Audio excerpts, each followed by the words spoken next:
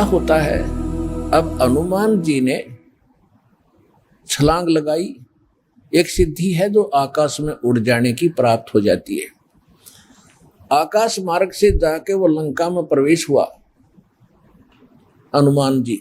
उनको कुछ आभास हो गया था, किसी जटायु नाम के एक पक्षी ने बता दिया था कि लंका का राजा रावण उठा कर ले गया। इसलिए वहां जाने की और किसी में हिम्मत नहीं थी। सूरवीर बलवान थे। हनुमान जी ने कहा कि मैं जाऊंगा तो कुछ ऐसी निशानी दो मुझे, ताकि मुझे पहचान सके कि मैं ऐरा गहरा व्यक्ति नहीं हूं, मुझ पर विश्वास करे माता। तो कहते हैं रामचंद्र जी ने अपनी छाप दे दी, अंगूठी निकाल के उस पर नाम लिखा था उनका, और उसको सीता खूब पहचानती थी। उधर से सीता को घना दुखी कर ही रखा था, सता रखा था रावण ने, एक नौलखे बाग में छोड़ रखा था और उससे रोजाना यातना दिलाता था और अपनी पत्नी बनने की स्वीकृति वो उससे करवाना चाहता था। वो उसने स्वीकार नहीं की और रावण को एक श्राप लगा हुआ था कि तू कभी किसी औरत के साथ बलात् नहीं कर सकेगा। स्वेच्छा से कोई संपर्क हो तो वो अलग बात है, लेकिन तू किसी का ऐसे जबरदस्ती नहीं कर पाएगा, नहीं तो गल जाएगा तू।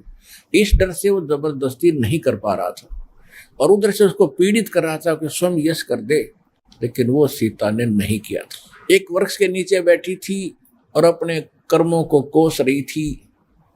छोटा सा रूप बनाकर एक बंदर का हनुमान जी उसी वृक्ष के ऊपर बैठ गए थे। यातना देने के लिए औरतें आई थी तो भी उसने देखा था। जब वो चली गई उसके बाद फिर हनुमान जी ने ऊपर से वह अंगूठी डाल दी। वो तो राजदूत बनकर गए थे। जब अंगूठी देखी सीता ने, तो आपने कथाएं खूब सुन रखी हैं, ज्यादा ना सुनाऊंगा, तो उसने सोचा कि ये बंदर अंगूठी उठाकर लाया तो मेरे पति की मृत्यु होगी। तो उसने पूछा, तो फिर वो नीचे आया, अपना थोड़ा ठीक सा रूप बना के खड़े हो गए और कहा, माता मैं ऐसे ऐसे रामचंद्र जी ने भेजा हूं और ये कहानी है। अब कहने का भाव ये है कि वो जो कुछ भी उसने उद्मस्ता रहा हो तो आपने पता ही है, हनुमान जी ने नौलखा बाग भी उजाड़ दिया उसका और सारा कुछ कर दिया। क्योंकि आज कथा का विषय कुछ अन्य है, इसलिए यहाँ लंबा प्रकरण नहीं करूंगा। तो उसमें हनुमान जी ने कहा कि माता मुझे भूख लगी है। तो उसने कहा, इस बाग के किसी वृक्ष के फल को तोड़ के मत खाना भाई, नहीं तो मेरी पिटाई होगी। मेरे को आदेश है, कोई फल गिर जाए तो खाना, तो टूटा हुआ अपने आप तोड़ के नहीं खाएगी। तो हनुमान जी का उठा गुस्सा, उसको गुस्सा हुआ। उसने कहा ठीक है, पहले तो सारे तोड़ तोड़ कर फल खाए, फिर वह पेड़ पड़ पड़ कर समुद्र में फेंक दिए। उनको पता चला तो युद्ध हुआ, अपने पता ही है काफी। फिर लंका लुंका भी फूक फाक थोड़ी बहुत जला का आ गया। और उस समय क्या कहा कि माता जी तो आप मुझे कोई ऐसी निशानी दो जिस निशानी को मैं श्री राम को दिखाऊं और वो विश्वास कर सके हाँ सीता जी की है, खोज पक्की होगी। क्योंकि इतना समुद्र को पार करके आना है, वैसे नहीं आएंगे वो। तो सीता ने अपना एक कंगन निकाल के दे दिया, कंगन हाथ में जो पैर रखा था सोने का, और कहा भाई इस चूड़ी को दिखा देना, वो खूब समझ जाएगी। अब वो कंगन लेकर हनुमान जी ने फिर छलांग लगाई। उस दिन वो ऐसे स्थान पर आके उतरा जहां पर एक ऋषि की कुटिया थी। वो ऋषि कौन थे? मुनिंद्र ऋषि स्वयं परमेश्वर थे। वहां सुंदर बाग लगा हुआ था। कुछ क्षेत्र में एक सुंदर सरोवर भरा था जल का। तो सुबह सुबह का समय था। हनुमान जी ने सोचा कि बहुत मनोरम स्थान है और यहाँ कुछ स्नान करूंगा, सामने बाग सुंदर फलों से लदपद है, आहार करूंगा और फिर ऋषि जी भी साथ में है, इनके दर्शन करूंगा, पहले स्नान कर लेता हूं। अब जो कंगन वो लाया था उसको रख दिया पत्थर पे और स्नान करने के लिए प्रवेश किया सरोवर में। अब उन्होंने जो ही स्नान करने की चेष्टा की, लेकिन एक दृष्टि थी ऐसी कंगन पे कि जय ये कंगन गुम हो गया, कोई जानवर पक्षी उठा ले गया तो मेरी सारी मेहनत व्यर्थ जाएगी, सब परिश्रम व्यर्थ होगा। इसलिए नहा रहा था पर नजर था जैसे सर्प का मणि के ऊपर रहती है ओस चाटते समय, तो इसी प्रकार नहा रहा था, दृष्टि कंगन पे। इतने में एक बंदर आया, दौड़ा दौड़ा और कंगन उठाकर भाग लिया।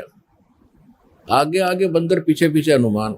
उस ऋषि के आश्रम में बंदर प्रवेश कर गया। बाहर आंगन में एक घड़ा रखा था, अच्छा बड़ा घड़ा। बंदर दौड़ता दौड़ता घड़े में कंगन डालकर आगे भाग गया।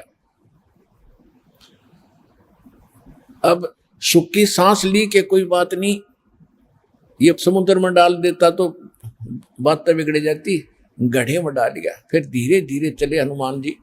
पहले घड़े में देखा उसने, ऋषि को तो पीछे प्रणाम करना था, तो घड़े में क्या देखा कि घड़े के अंदर ऐसे ऐसे कंगन हजारों की संख्या में पड़े, सेम टू सेम।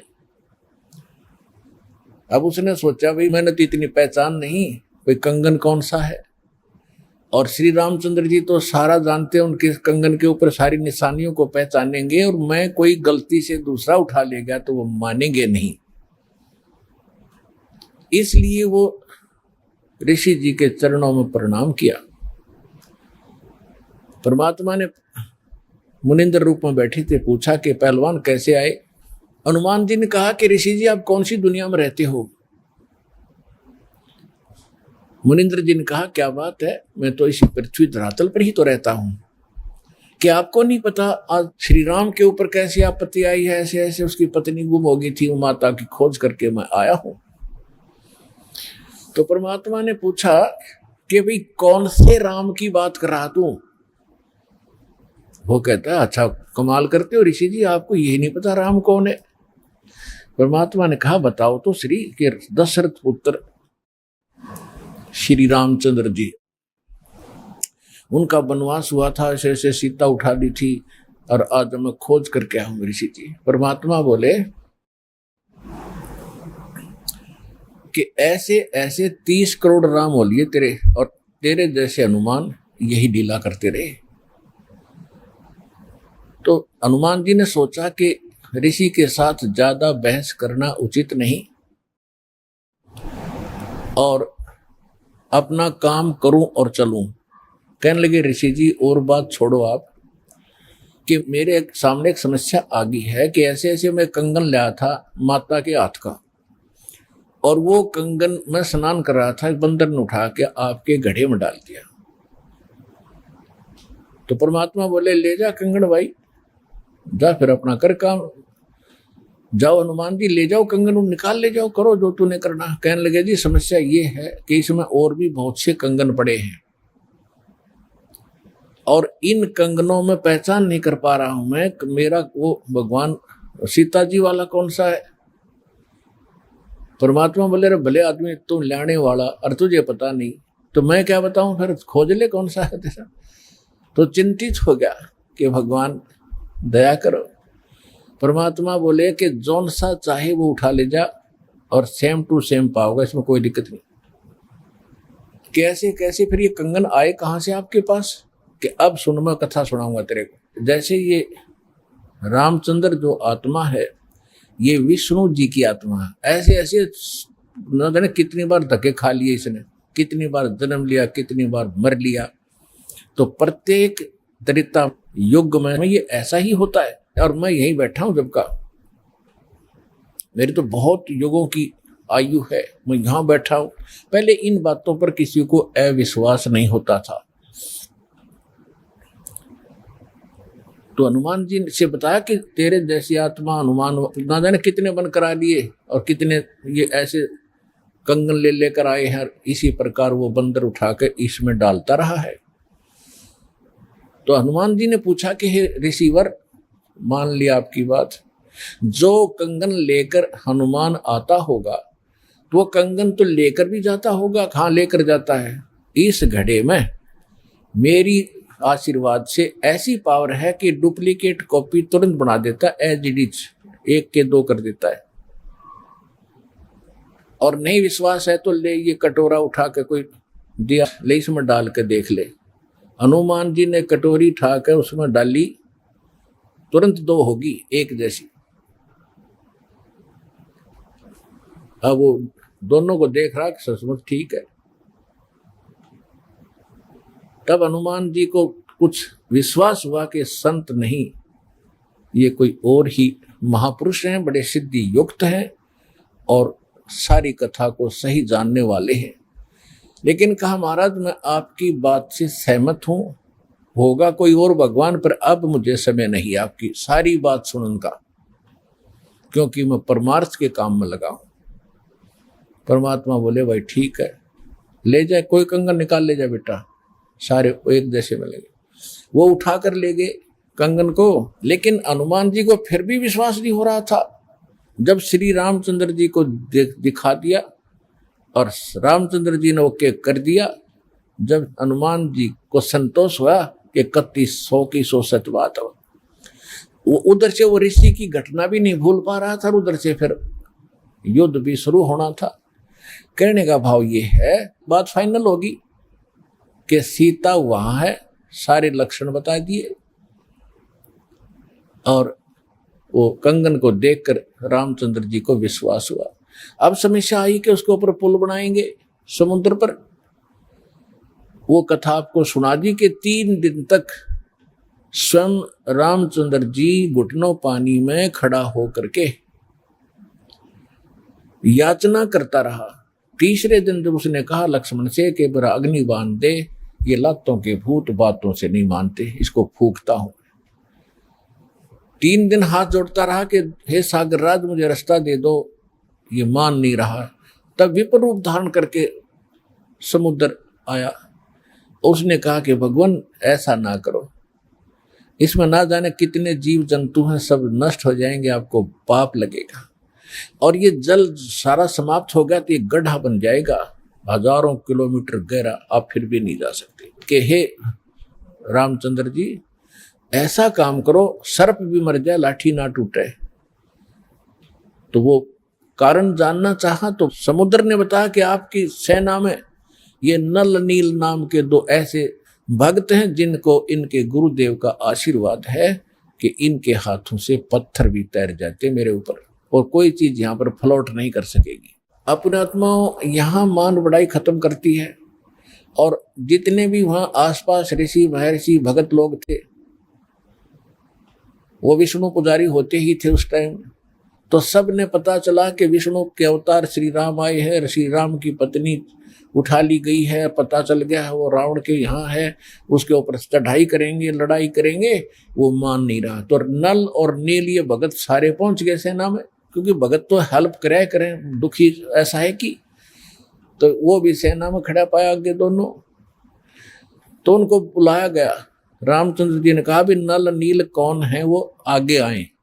अब पुण्यात्मा यहाँ मार खाता है इंसान, और परमात्मा इस प्रकार की जो हम गलतियां करते हैं, अपना भक्ति नाश करते हैं, उसके लिए सतर्क करते हैं।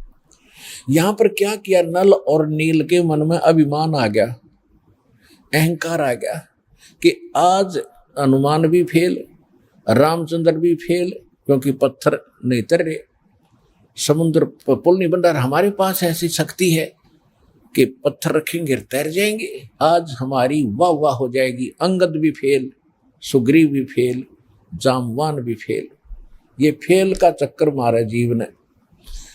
तो उस दिन वो आए, ना मालिक याद किया। रामचंद्र जी ने पूछा कि तुम्हारे पास कोई ऐसी शक्ति है पत्थर तैर जाते? कहाँ जी है, कि ट्राई करके दिखाओ।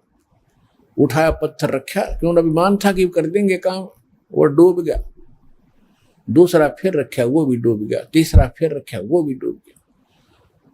अब रामचंद्र जी समुद्र की तरफ देख रहे हैं, विपर रूप में खड़े थे, ब्राह्मण रूप में, और ये कहना चाह रहे हो कि तू झूठ बोलता था, इनके पास कोई पावर नहीं। तभी समुद्र ने कहा, विपर रूप में खड़े समुद्र ने, क्योंकि ये देवता होते हैं, ये जल जो है ये देवता नहीं है, जल का कंट्रोलर एक देवता है, उसको वरुण कहते हैं। वो आकर खड़ा हो गया। तो वो कह रहा था कि हे नल नील, आज आपने गलती की भाई, आज तुमने अपना गुरु तो याद किए ही नहीं, तुमने तो नाश कर दिया बात का, करो याद उस मालिक को। तब उनको भी याद आया, कहाँ बोली गलती बन गई आज तक। तो यहाँ परमात्मा बताते हैं जैसे माता गर्भ को रख यत्न बनाए, ठेस लगे तो छन होवे तेरी ऐसे भक्ति नसावे। जैसे किसी बहन बेटी को गर्भ रहा हो तो उसकी कितनी केयर टेक करती है वह उस लाल को सफल करने के लिए कि मेरा गर्भ पूरा हो और बच्चे का मुंह देखूं मैं। तो वो कैसे चिंतित रहती है, चलते समय भी कहीं ऊंचे नीचे पर पैर ना रखा जा, भगवान मेरा बालक गर्भ खराब ना हो जा। रात को सोती है, करवट लेती है, तब भी एकदम उठ के उधड़क जाती है कहीं बच्चे पर दाब ना आ गई हो, मेरा गर्भ ना खराब हो जाए।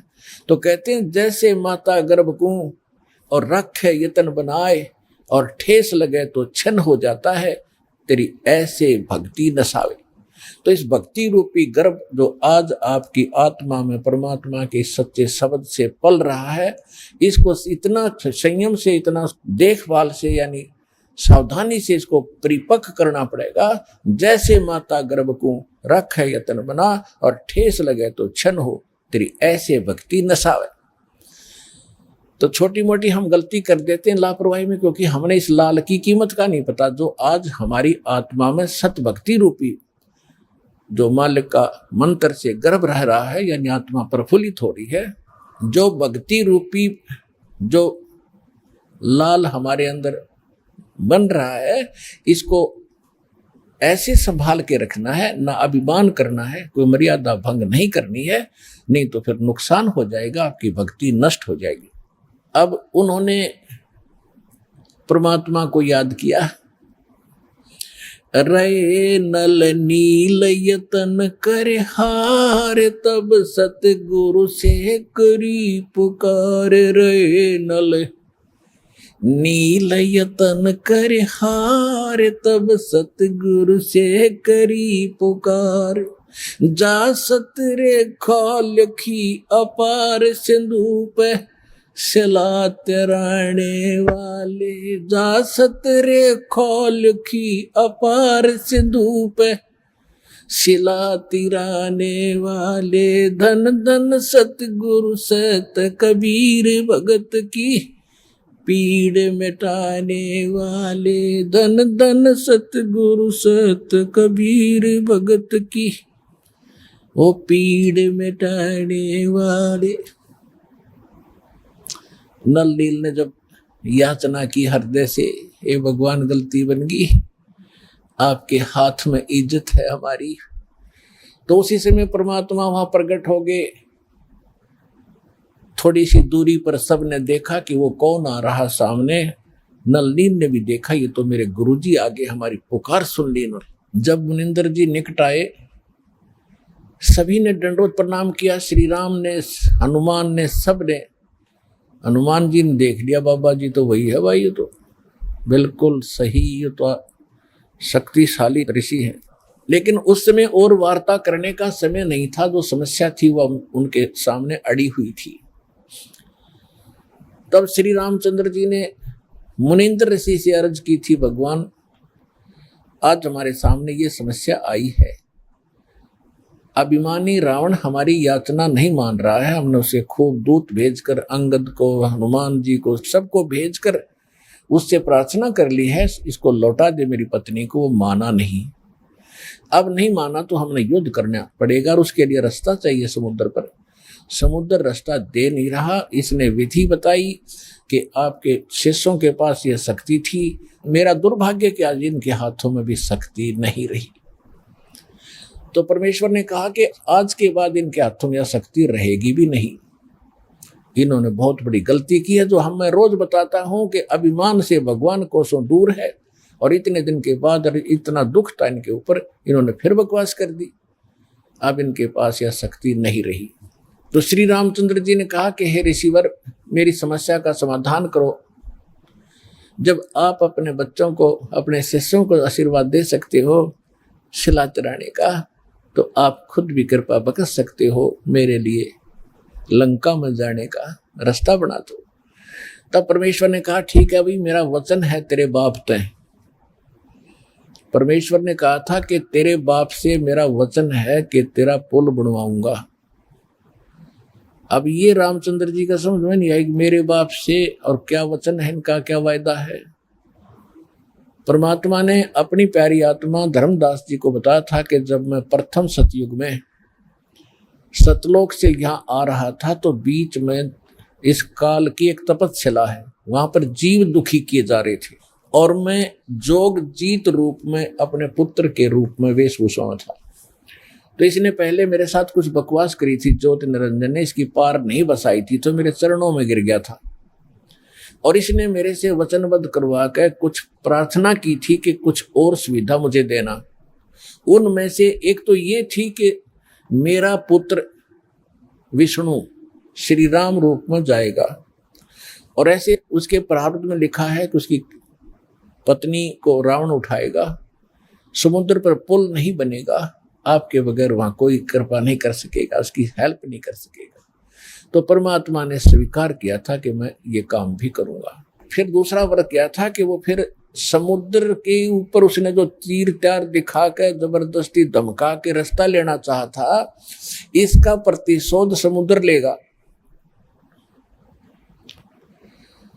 वो क्या करेगा कि जब ये श्री कृष्ण रूप में जाएगा और फिर ये क्या करेगा, बाद में मृत्यु के उपरांत एक राजा को दर्शन दे करके जगन्नाथ का मंदिर बनवाना चाहेगा अपनी महिमा बनाए रखने के लिए। तो उस पुरी के स्थान पर जो जगन्नाथ मंदिर बनवाओगा उसको समुद्र इस प्रतिशोध में नहीं बनने देगा कि इसने मेरी बेइज्जती की थी तीर दिखा के राम रूप में, इसका प्रतिशोध लेकर वो मंदिर ने बनने नहीं देगा, बार बार तोड़ेगा। आप उसका मंदिर बनवाना, क्योंकि बच्चे हट कर लेते हैं तो वो मानते नहीं है, तो इसलिए वो कह रहा था जी आप दया करिए, वो मानेगा नहीं। तब परमेश्वर ने कहा था तथास्तु। और भी कई चीजें कही थी कि दूसरा ये मांगा था कि 3 युगों में जीव थोड़े पार करना, क्योंकि परमात्मा ने कहा था कि मैं कलयुग या तेरे नीचे के लोकों में जाऊंगा और तूने सबको मिसगाइड कर रखा है, सच्चा भगवान सच्चा ज्ञान छुपा रखा है, मैं सच्चाई बताऊंगा और सबको ज्ञान दूंगा, ऐसी भक्ति और नाम दूंगा, सभी तेरे लोक से पार होकर सतलोक जाएंगे।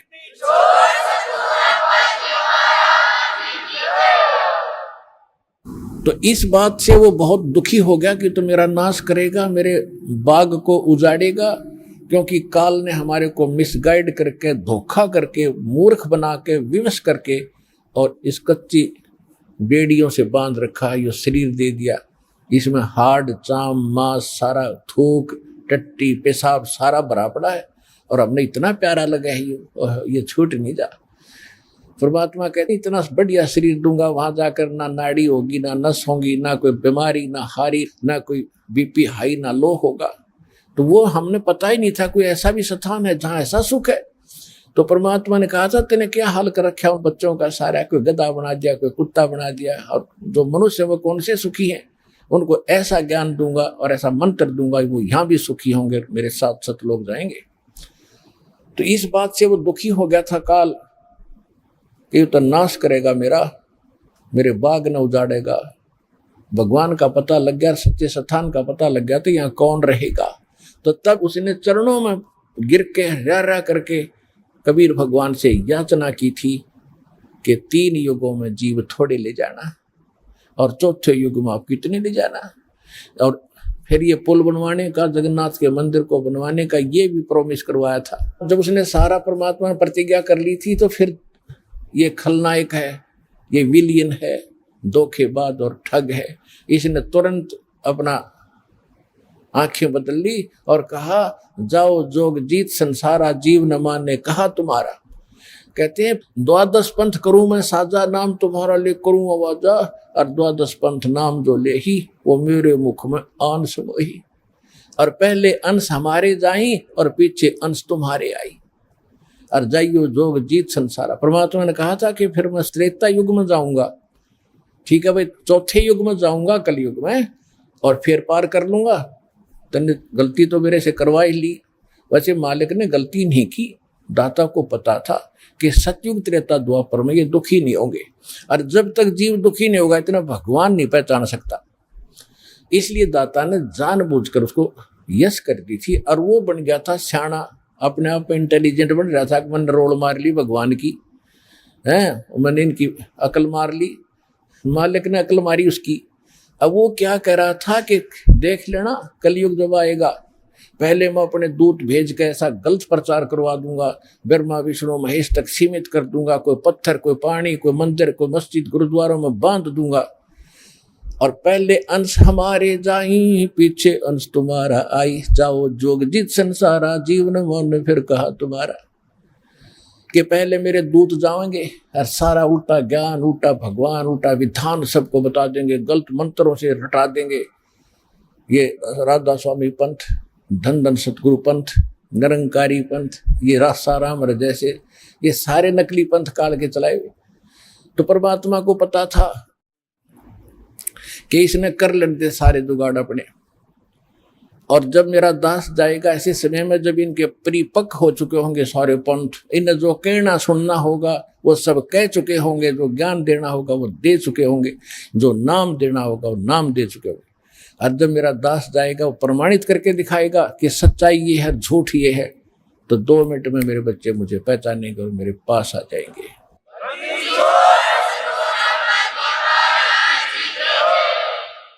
परमेश्वर ने कहा था कि चौथा युग जब कलयुग आई तब हम अपना अंश पठाई, और घर घर देखो बोध विचारा और सत्य नाम सब ठोर उचारा। तो इस प्रकार परमात्मा ने जो बताया था कि चौथा युग जब आएगा और कलयुग बीतते 5500 पाचा, जब ये वचन मेरा होगा साचा। कलयुग बीत जावे जब एता सकल सृष्टि सभी प्राणी परम पुरुष पद चेता। कि जब वो कलयुग 5500 वर्ष बीत जाएंगे तब ये मेरी बात सच्ची होगी कि घर घर में सतनाम का जाप होगा, घर घर में मेरे ज्ञान की चर्चा होगी। लेकिन ये उस समय सच्चा होगा जब कलयुग 5505 बीत जाएगा, और उस समय सभी को पता होगा कि एक परम पद है। कौन सा? गीता अध्याय नंबर 18 के श्लोक नंबर 62 में, जिसके विषय में कहा कि अर्जुन तू सर्वभाव से परमेश्वर की शरण में जा, उसकी कृपा से तू परम शांति को और सनातन परम धाम को शाश्वत स्थान को प्राप्त होगा। गीता अध्याय नंबर 15 के श्लोक नंबर 4 में कहा कि तत्वदर्शी संत की प्राप्ति के उपरांत उस तत्व ज्ञान से इस अज्ञान को काटकर उसके पश्चात परमेश्वर के उस परम पद की खोज करनी चाहिए, जहां जाने के बाद साधक कभी लौटकर संसार में नहीं आते। और जिसने सबरमंडल की रचना की उस परमेश्वर की उस परम पद की यानी अमर लोक की शाश्वत स्थान की खोज करनी चाहिए। तो यहां परमात्मा कह रहे हैं कि चौथा युग जब कलयुग आई तब हम अपना अंश पठाई, और घर घर देखो बोध विचारा, घर घर में तत्व ज्ञान का चर्चा चला करेगी, और सतनाम सब ठोर उचारा। सतनाम का सबको दिया जाएगा। आज तक सतनाम की छींट भी ना लगी थी, ना राधा स्वामी वालों को, न धन सतगुरु वालों को। सतनाम का तो बहुत गुणा गीत गाते हैं, और कख नहीं पता इनको। ऐसे सिख समाज को सतनाम का कोई पता नहीं था। नानक साहिब जी सतनाम का जाप किया करते थे, 2 अक्षर का जाप था। लेकिन इन महापुरुषों को परमात्मा ने सख्त हिदायत दे दी थी कि अभी डिस्क्लोज ना करना, नहीं तो काल के दूतों का दाव लग जाएगा और ये सब बच्चे मुझे पहचान नहीं पाएंगे। तो महापुरुष थे, उन्होंने जो कह दिया सो फाइनल। वो तो भगवान से मिलकर आए थे, भगवान की एक एक बात को उन्होंने स्वीकारा और उसी तरह आचरण किया।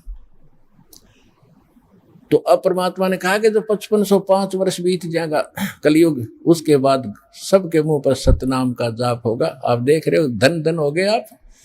इस सतनाम का किसी को पता भी नहीं था, आप सतनाम का जाप कर रहे हैं 8-8 10-10 वर्ष के।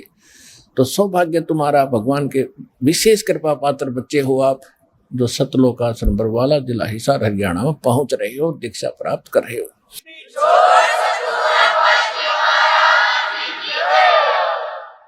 अब प्रसंग आया है कि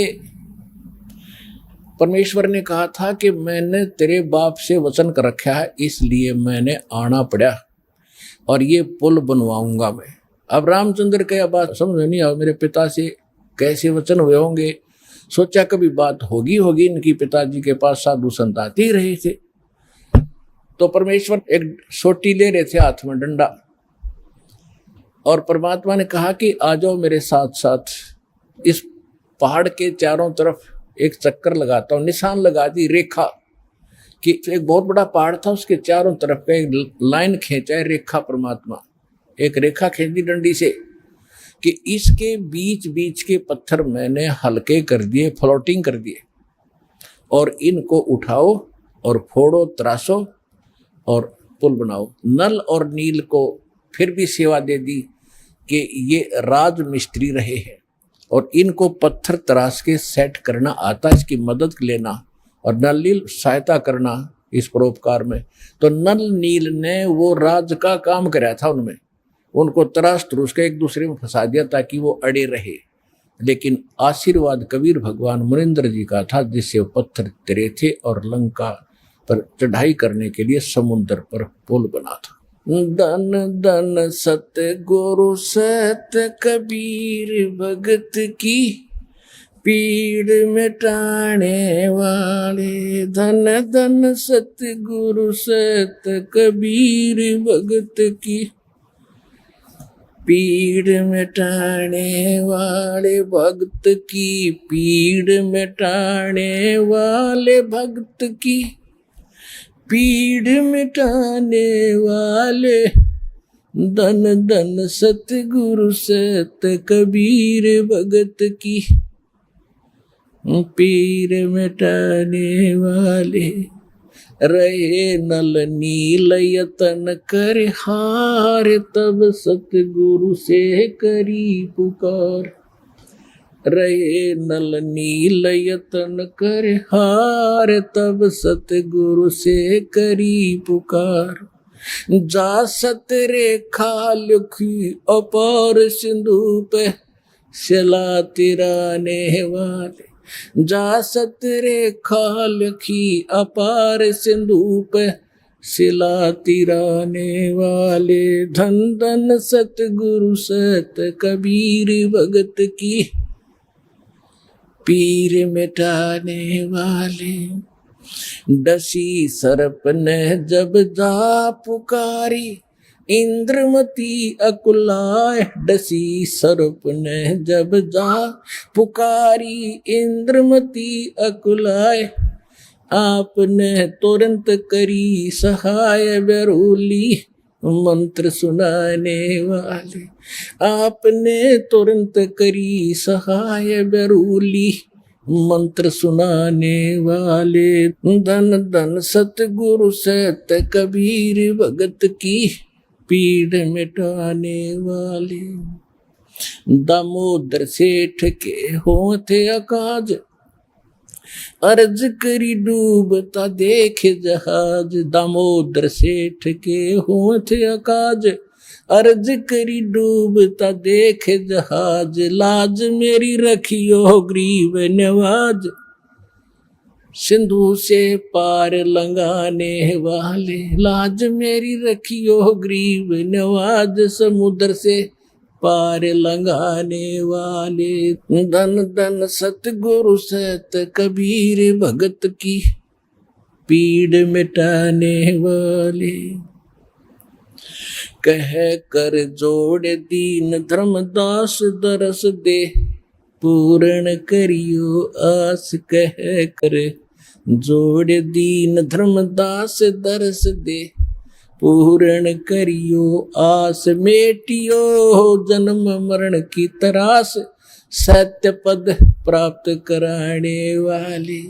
मेटियो जन्म मरण की तरास, सत्य पद प्राप्त कराने वाले। धन धन सतगुरु सत कबीर भगत की, पीड़ मिटाने वाले भगत की। पीड़ मिटाने वाले भगत की, पीड़ मिटाने वाले। धन धन सतगुरु सत कबीर भगत की, पीड़ मिटाने वाले। अपनात्मा धर्मदास जी को जब ज्ञान हुआ, भगवान ने सारी कथा बताई, बेटा मैं ऐसे ऐसे चारों युगों में आया हूं। तो इसमें बता रहा है कि हे मालिक, आप तो सबके दुख दूर करते हो। रहे नल नील यतन कर हार, तब सतगुरु से करी पुकार। जा सत रेखा लखी अपार सिंधु पे, शिला तिराने वाले। जब धर्मदास जी काल प्रभावित ज्यादा था, धार्मिक आत्मा अवश्य थी, और धार्मिक आत्मा में एक लचीलापन घना होता है। एक आदमी कहता है ऐसा नहीं ऐसा होगा, तो सोच लेता है शायद ऐसा ही होगा, लेकिन तब जब तक हम दृढ़ नहीं होते, मोक्ष प्राप्ति नहीं होती। तो उसको दृढ़ करने के लिए जैसे धर्मदास जी बीच बीच में कुछ ऐसी ऊटपटांग बातें कर देते थे, तो परमात्मा अंतर्ध्यान हो जाते थे, उसको फिर तड़फ जागती थी, फिर रोता था बुरी तरह, फिर वो कथा सुना रहे, फिर रो रहे हैं, रोते हुए पुकार रहे हैं। तो जब कह रहे हैं धन धन सतगुरु सत कबीर भगत की पीड़ मिटाने वाले, फिर क्या बताते हैं कि आपने नल नील जब हार लिए थे, थक लिए थे यत्न कर करके, उन पर नहीं कुछ हुआ था, तब आपने सतरेखा लिखी अपार, भगवान ने बताई वो मैंने ऐसे किया था, वह मानी सच्ची।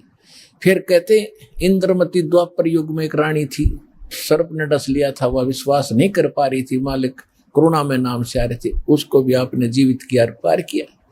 और फिर एक दामोदर नाम का सेठ था, व्यापार करता था जहाजों से, भगवान का नाम लिया, उसके बाद उस पर आपत्ति आई, जहाज डूबने लगा, उसने हृदय से पुकारा मालिक को, कबीर साहब ने उसका जहाज नौका ऊपर कर दिया, डूबने वाला था। तो कहते हैं दामोदर सेठ के हों थे काज, अर्ज करी थी आपसे जब डूबता देख जहाज। ऐसे क्या कहा था दामोदर ने कि लाज मेरी रखियो गरीब नवाज, फिर समुद्र से पार लंघाने वाले, जहाज को पार कर दिया, डूबने नहीं दिया। अब क्या कहते हैं, कह कर जोड़ दीन धर्मदास दरस दे पूर्ण करियो आस। जो भगवान अंतर्ध्यान हो गए थे, रो रहा था कि मेरे ऊपर ये बड़ी आपत्ति आ गई, आपका अभाव मुझसे सहन नहीं हो रहा है मालिक। कह कर जोड़ दीन धर्मदास दरस दे पूर्ण करियो आस, मेटियो जन्म मरण की तरास, सत्य पद प्राप्त कराने वाले। सत्य पद, वो परम पद, वो सतलोक, आपके अतिरिक्त इस सृष्टि में कोई दूसरा मुझे वो प्राप्त नहीं करा सकता, मुझे फिर दर्शन दो मालिक, मेरे से गलती हुई। अब जो प्रश्न चल रहा है, त्रेता युग में दाता ने कैसी लीला की।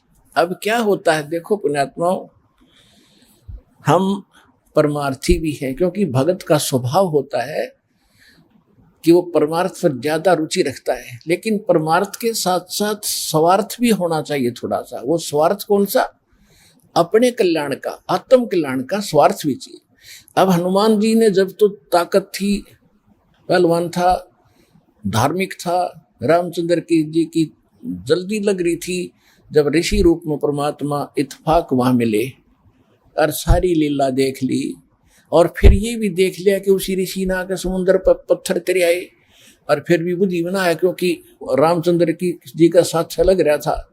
अब मालिक ने उसका उद्धार करना था उस प्यारी आत्मा का, क्योंकि ऐसी ऐसी पुण्यात्मा है जो परमार्थ के लिए कोई लेना न देना, उड़ा छत्ती ताणी मारो, मरूंगा और मारूंगा, कि इसलिए रामचंद्र की पत्नी छुटवाऊंगा। और यति पुरुष थे, बाल ब्रह्मचारी थे, ऐसी लगन थी उसमें। तो कहने का भाव ये था कि फिर इस खुशी में कि रामचंद्र जी के साथ धाव जाऊंगा, वहां मेरी इज्जत होया करेगी। अब वो तो श्रद्धालु था, समर्पित था भगवान के लिए, लेकिन गलती यह लग रही थी, और रामचंद्र ने परमात्मा पूर्ण मान बैठा था। अब आपने खूब कथा का पता है कि जब घरजाली और रानी बन गई, फिर उसने सबको इनाम दे रही थी। उसी लाइन में हनुमान भी खड़ा था, क्योंकि उन्हें बड़ी योगदान था, तो हनुमान जी को सच्चे मोती दे दिए। हनुमान जी ने उनका पहलवान था, इन्हें फोड़ फोड़ के गिर दिए तले। तो सीता को अच्छा नहीं लगा, कहने लगे रे बन्नर के बन्नर, तेरे को अकल भी नहीं इतनी कि तू पता कितने कीमती मोती थे, तेने क्या कर दिया, ये क्यों फोड़ डाले। उसने ये कहा कि मैं इसमें ये देख रहा था, इन मोतियों में कहीं राम का नाम है तो मेरे काम है, नहीं तो मेरे काम नहीं है। तो वो कहने लगी तू रहा बंदर का बंदर, और बंदर तो खुद थी, जब अकल नहीं उसके अंदर इतनी भी। तो उसने उसको लताड़ दिया कि तू बंदर का बंदर है, तेरा ठिकाना यहाँ नहीं, तेरे तो जंगल में जाना चाहिए। हनुमान जी का ठेस लगी, और उठा कर अपना लंगोट जा बैठा पहाड़ पे। अब बैठा एकला, यहां संसारिक परमार्थ करने से उसको क्या मिला, ये लोग इतना ही देते हैं। जब हम भगवान की शरण में होंगे और फिर परमार्थ करेंगे, परमात्मा हमारे साथ होगा, उस परमार्थ का फल अलग होगा। जब तक आप मनमुखी मंड रहे, किसी की सहारा ला दिया, किसी का उसको सहायता कर दी, वो तो फिर आपको कर देगा अगले जन्म में, वो भी अच्छी बात है, लेकिन वो रिजल्ट लास्ट में नल ही होगा जो आपके समक्ष है। आप कथाएं खूब पढ़ते रहे हो। अब बैठा भगत एकला वृद्ध हो गया शरीर एक पहाड़ पे, परमात्मा गए वहां पर, तब अन्य रूप बना लिया परमात्मा ने, अन्य रूप, और जाके कहा भी राम राम, अंजनी के पवन पुत्र राम राम, राम राम महाराज जी आ जाओ, बैठो। बैठ लिया। भाई कैसे हो, कौन है, क्या नाम है?